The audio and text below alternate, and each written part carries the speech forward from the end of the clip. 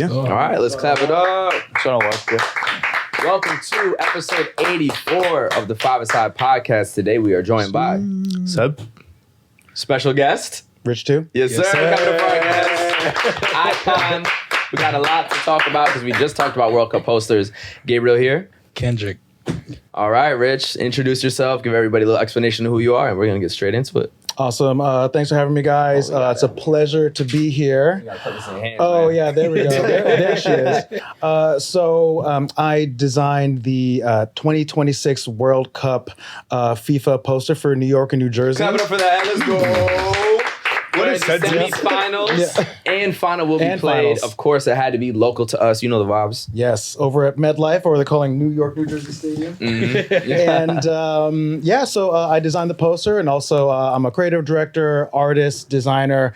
I actually have a studio like right around the corner from here called Sunday Afternoon. Shout out to my family over there. Fire. And we work on a lot of different projects. We represent a lot of artists and designers, photographers, directors, and on top of having a creative studio, we work with a lot of different types of projects, clients. That's awesome. Also a bunch of crazy shit. I got to ask, where does doing the World Cup final and semifinal location poster rank among all your projects? Because this is pretty insane. This is the biggest sporting event in the entire world. This is where the semis and the final will take place. Yeah. This will be a forever iconic moment in history. Yes. Quite literally, when I say that. Yes. And did you realize that it would be as like when Like did the it level. hit you how iconic This is serious, bro. This is not a joke. Like, this is real.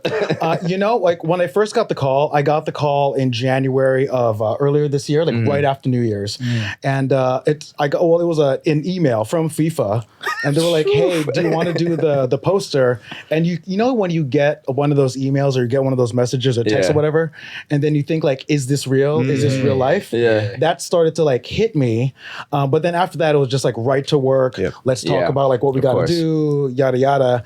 And then I really it kind of just sat in the back of my mind. I was like, oh yeah, I'm working on this poster thing, like on top of like all the other clients Right, and of all the course. other type of work. And then like I know we're talking off mic, but a couple of weeks before they premiered the poster over at Poster House that you guys were at too, and it was like a wild thing. Then the team at FIFA and also the host committee, they were like, oh, we're gonna do we pacings here. We're gonna put it in Times Square. We're gonna put it in Poster House, which I'm a fan of, obviously, and all over New York City. And then it just really started to hit me like, oh wow, this is the World Cup, not like the neighborhood cup, not the cul-de-sac cup or whatever. The whole Earth Cup. The Earth Cup for real. That's a great name. Yeah, and the finals are here. Yeah. So, you're thinking, well, one, I'm thinking, okay, I hope people like it because, football fans are wild. Very. And I could get flamed in the comments, whatever. Who knows? Because you really don't know. That's true. Really don't know. And also, when we were talking, I saw all the other posters. I got a preview of all of them right before. And I was like, oh, wow, I have to live up to this in some capacity. all the other city posters? All the other city posters. So they had already been done. So yours was last? They were in like a state of being done. Got you. So they were in the middle of some sort of process. Got you. And we already had like, this was like the second meeting or so. So I had sketches out, but they were just like kind of showing the work. And I was like, oh, wow. Like I felt like we were a little bit late to the table, but that's okay because New York just does New York in the way that we do. You know the vibes. Fashionably late. Fashionably late, exactly. And then, it was the pressure felt real for a second. But then after it was revealed and people were digging it, then I was like, oh, wow, thank God, Yeah. Incredible. Yeah. I'd love to hear just more about like your, I guess, design journey in general, because obviously people will see this and they'll see you, but for people who are just interested in design and art and kind of that world, like I think it'd be good for folks to just hear about your journey. Oh, sure, yeah. Oh, and also this probably at least one or two ranked best things I think I've ever done. So to answer your Okay, amazing. question. Well deserved. Well deserved. least one or Absolutely. two. It got to be at least that. At least that, right? Who knows? Career is long. Life is too long. Yeah, just to start. Yeah, exactly. So let's see. So I started, I think I'm entering my 20th year as a professional creative. Wow. In some capacity. Congratulations. Thank congrats. you. I'm older than I look. Okay. So Good skin routine, you know what I'm saying? Yo, Shout out if you meant nothing. Exactly. exfoliation. Shout out to that. I started as an editorial illustrator doing a lot of work for like the New York Times and the New Yorker and Business Week. And this was my first published illustration was back in 2005, 2006 for the New York Times. In the book review. And like, there are very small spot illustrations. Like you can still, see spot illustrations in the New York Times in the book review now when you pick up one of the Sunday editions. And also, I remember my first other publication was in Swindle Magazine, which is an old magazine now. But Shepard Fairey used to own that. It was a West Coast-based magazine. Cool. And they used to do these hardcover editions of it. It's like a $15 magazine or something, like a premium edition. And the first one that I was in had a Banksy cover. Before Banksy was like, when we all knew who Banksy was, before we all knew who Banksy was. Sure, yeah. And then after that, I was off to the races. I got my undergrad degree at Rutgers in communication and psychology. And then I got my master's degree in illustration from the School of Visual Arts, where I'm also a teacher there now. Amazing. And full circle. Full circle. And then after that, I kind of just cut my way through design and advertising, a bit more like, learning on the job through like, a bunch of agencies here in New York, like Mad Men era style agencies. Oh, yeah. And then I was actually an art director on Broadway, not like in Broadway theaters, but like in an agency that specialized in Broadway and entertainment campaigns. I did that for a couple of years, and then I got recruited to Nike. So I worked at Nike in Beaverton, Oregon for about a couple of years. The Nike, at Nike. Yeah, Oregon, the big Beaverton, Oregon. You know what I'm saying? Exactly. Where the Ducks play. You get it. Exactly. Oh, man, so much ducks. Like, ducks everywhere. And so I was there for a couple of years doing graphic design for footwear. I designed some sneakers, which is kind of cool. Designed some LeBrons. Cool. Designed some, some KDs. Designed some, kid foam posits, which is kind of cool. That's crazy. Came back to New York. I worked at MTV for about 5 to 6 years. I was a vice president of brand creative there. Sick. Wow. Really cool. Yeah. That's really, really cool. Yeah. And Sunday afternoon. Yeah. Yeah. That's unbelievable. Beautiful. That's a decorated career. Yeah, exactly. So I don't even know where to go within all those different ones. I was going to ask though, how has technology impacted your job through these last 20 years? I feel like it's got to be crazy. Wow. What a question. And how do you feel about it? Yeah, How do I feel about it? And not just so far, but the future too, because it's getting crazy with AI. It is. Oh, yeah. Well, when I first started, there was this big push against digital software, like essentially Adobe, right? Yeah. So Adobe, like Photoshop, Illustrator, we all know, right? So, and they're this big monolithic multi-billion-dollar brand now. So there was kind of this resistance against new tools. Yeah. But my take has always been, understand the tools in order to get access, in order to build, and then and also the world is not going to wait for you to change, so the world will change for you. That's a fact. So you just have to like really, learn more and just kind of like understand. So now we're in this new shift with AI, and I've embraced it, to be quite honest, in ways that like. I want to say also there was no AI involved. Yeah, I was going to say, let's make it very clear. No AI involved in that poster. Disclaimer. Yeah. That's all my hand. But in terms of like, prototyping and also kind of like getting out of like these like fixed positions and kind of like, rough sketches of like just loose ideas. And I'm not even talking about drawings. I'm more just ideas. Like I'm a big proponent of writing down things in like my notes app. And I'm always writing down like things of like this plus this equals this. Or what if this person's head plus someone's, I don't know, someone's spinal column plus this, like it's weird stuff, like where you're just trying to build these little equations. Right. And AI kind of helps get past these little sticking points. So I've kind of fully embraced it. And, if you haven't, I will honestly say that if you claim that you haven't publicly, it's very likely that you have. There you go. That's very, very interesting. That's fair. And what do you see about the future of it? Because this is just the beginning of what it can be used for. Yeah. How do you feel about just how crazy that it can possibly be. Oh, it can get so crazy. Yeah. I was talking to one of my old professors at SVA, who's now a vice president of design over at Adobe. And, Adobe is one of the leaders in, I think, like AI creative models and large learning, large language models, right? When it comes to programs like, let's say, Premiere, which the show is probably edited in, you know what I'm saying? Or Photoshop, Illustrator, all that stuff. We were talking about the possibility of there being an AI bot that's trained according to your taste and also according to your creative sensibilities. Yeah. And, even to put this show together, it takes experts and technicians at certain parts of the pipeline in order to assemble, in order to get you the final product, right? Yeah. So imagine being able to just talk to an AI bot that will take your asset and then travel it through the creative suite in order to get you that final output. So it's like, okay, AI bot, we're going to record now, set record, or move this camera here, move this camera there. Yeah. Take these assets, move it in Premiere, change the audio to this, clean this up. It's like now fully controlled, automated, and look, it's all at our fingertips. So I think that that's right around the corner, and it's going to be a subscription model because everything's a subscription model. Everything, man. Exactly. So what I really believe is that really taste matters, and also preferences matter, and the cream always rises to the top. So it's knowing exactly like what your goal is and how you're putting something together and like what you're really trying to achieve is since the beginning of all creativity. 100%. Yeah. The what you said is really interesting. Like the idea that AI could like learn your idea of creativity and like learn your preferences and then like do that for, like, we talk all the time about how like we're like hesitant to like outsource like editing our videos because like we have a certain taste that we go for. We have certain like that moment where you want to catch somebody's reaction or like that moment that'll be good to clip that video in.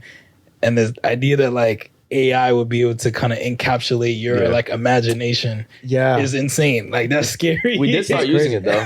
So there is this, it's called Opus Clip. So you can put like an hour and a half, 2 hour, however long amount of footage or YouTube episode. And from there it starts generating like 20, 30 social clips. Yeah. And then it ranks them based on hook, timing, effectiveness, and how they think a person would react to it. Yeah. And then they can do both like split screen, single. Now it's not nearly was funny. It's not nearly to our level in terms of but I think for some of it can get us 70% of the way and save some time. Because it's a rough idea. So like 60%. If he has a really good monologue where he says something crazy, which is very normal for him, it'll catch that, grab the raw footage already vertical from the horizontal, and then we can work from there. So it hasn't gotten to the point where it can really create our ideas, but it is like, it's getting there. It helps. It actually helps. It saves some time too. And even just giving you an idea of like, I forgot we talked about this. That is a good little moment. So that's incredible. And kind of getting like a reviewer on your footage from an AI that thinks about maybe these could work. And then we can even edit it from there. So I was at an event a couple of years ago. They were testing out like new editing AI tools kind of at that point. And I saw this one that was specifically geared towards reality television. So you know a show like Big Brother, right? Yeah. Big Brother or... there's so much footage. So much Love footage. Island too. Love Island, exactly. Yeah. So much like security cam footage where some poor PA or some poor producer has to go through all of it. Think about that. Write down the notes. And the timestamps. Timestamp the whole thing. Yeah. So this program, I'm forgetting the name, slipping on me, but it analyzed all the footage and then it gave you the timestamps and gave you producer's notes. Said what happened. And then also if you fed it clips like from like, more active moments, it could build a narrative for you if you wanted it to, and also build like social packages. Yeah. And it was like, again, it wasn't the most, pristine like type of edit, but in terms of just like starting point, general ideas. They used this one example. It was Below Deck, the Bravo show. It was like of all the people on the ship. Yeah. And we saw it in real time. We're like, this is building an episode of TV in front of us. That's crazy. Yeah. Black Mirror, bro. Yeah. Okay. Well, this is the good side of it. For now. Exactly. It's true. It's only the starting point. Okay, so we spoke about the future a little bit. Yes. In terms of your past, in terms of getting into all of this world, what do you think from your life and kind of your upbringing has influenced you in terms of someone that's from this area to create what is in front of us right here? That's a great question. Yeah. It goes back to, I guess one of the first calls I had with FIFA, they were like, hey, Rich, we love your work. And also we know that you're from New Jersey and that you live in New York. And I was like, oh, weird that you know that. But they know everything. Yeah, exactly. Back to the Black Mirror. Exactly. FIFA sees everything. Yes, they do. They do. And they said like, well, that makes you a great candidate to do this poster. So I was like, oh, wow, that's very true because this is the only region that has to share 2 states, essentially, right? It is an interesting dynamic. Yeah, really interesting dynamic. I think the only other poster artist is the artist that did the Mexico posters. Yeah. They got to do 3 separate cities. Oh, okay. Guadalajara, Monterrey, Mexico City. Yes, exactly. And those all look so beautiful. Yes. It kind of it hits my designer's eye in a real specific way. Especially the Guadalajara one is incredible. Oh my gosh, so ornate and like the colors are so crisp. I love it. Like love that like vector illustration style. So so they kind of told me like, hey, that's the criteria. Like, and it kind of in a nutshell, that kind of makes you a good candidate. And like after that, it was really a lot of my upbringing as a first gen Filipino immigrant. Kind of repping it on the hat. Yeah, I'm looking at it the whole time. Yeah, I got this from one of the Heritage Nights over at MSG because the Filipino Heritage Nights, one of the biggest heritage nights. Shout out to Nick, shout out to Jalen Brunson. Knicks and 5, baby. Exactly, Knicks and 5, let's go, baby. I right before, total sidebar, right before they started or they left for Boston on the road, I was at a restaurant. I saw Jalen Brunson like at a table as I was walking by. And I just would have ignored him because he just kind of like an unassuming dude. Yeah, I've met him before. Oh, really? And in the photo, I feel like I look more like the star than him. He's such a regular dude. Such a regular guy. Dude. My girlfriend was like, yo, and he's that's only like Jalen 6 feet Brunson. tall too. Yeah. He's like the shortest on the court. Exactly. Like he was just sitting at the table, like his posture all like kind of like looking on his phone. I was like, I never would have noticed. I'm like, this guy's like this giving you 39, 25 in the fourth quarter. For real. It's like, yo, Mr. Clutch right here. Yeah. But yeah, so in terms of the upbringing, so going back to the poster, a lot of like my culture, I kind of included like these little references to Sampaguita flower, which is like the national flower of the Philippines. So super dope. Kind of like as like this connective tissue in the piece, and then also like even like just kind of the broader references like the floral patterns for the garden state because I love Jersey. Even the dice for Atlantic City, even though like that's kind of like an interesting point in the comments. Yeah. People are like, yo, why Atlantic City? I'm like, because I like Atlantic City. Yeah. I don't care. Like, because it's dope. Like, what's the problem? It's a fun place. Yeah. Exactly. And like all the other little pieces, like even the pizza and also the colors. Orange was a big part of it too, because orange is such an iconic, New York sports color. Yep. But also I grew up in South Orange, so there's like an interesting, dual meaning there that you wouldn't even know unless you had seen it. Yep. And also something I love about soccer and football is like it's really about the world and the globe. So the soccer ball in the center of it's meant to be this patchwork soccer ball that's like the global community coming together in the Statue of Liberty flame. Right. And even the Statue of Liberty is like even the kind of this first thing that you see or you think of as an immigrant coming to New York and coming to America. It's like what the best part of this country can be. So you're really I get a lot of feels when I think about like a lot of the ideas behind it. Can I ask why did you the layering on the Statue of Liberty's hand, like the segments of it, is that also another detail? Could you mind like sharing the thought process behind that? Oh, sure. Like that's kind of like a stylistic a style of drawing that I started doing, I think maybe 15 years ago now. And that's because like I started as an illustrator, and when you're doing like these live drawing classes, you start to learn this idea of a single line to indicate form, where like this is drawing exercise of like you just draw like exactly what's in front of you, but you just don't pick up your pencil. And my dad is an architect, so he would also draw like that because that's how they taught him how to draw in the Philippines in architectural school. So it kind of was reinforced in me. And then I kind of just stylistically started to take cues from that of like, well, what if I just really started to embrace like the totality of the form and started to really get in the details of it. So that was an indicator of like, you know, the 3 dimensions of the form, even though it's in like flat 2D space. So correct me if I'm wrong, but the hand is essentially a continuous line almost? It's all a connected line, but it wasn't drawn like a continuous line. But it's but it's my style of drawing started as a continuous line. Wow. In terms of your Filipino heritage, how much of that influenced you as an artist? And I understand the Sampaguita flowers are in there as well.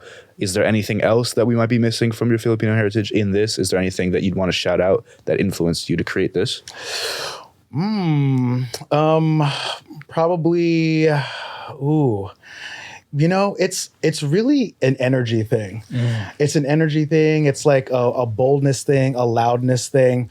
Something that's very popular in Filipino design, I would say, and like not my sensibility is always about that, but there's just one of those few canvases and few opportunities where I can do that on a large scale. Right. You know, most of my work is very straightforward, problem-solving kind of clientele stuff. Like we're doing a big project with Hoka right now. Yeah, so like that's all just running, right? Yeah. But it's a lot of Filipino design and also apparel is like very pattern-based. I kind of like a very fine patterns, especially things that have to breathe.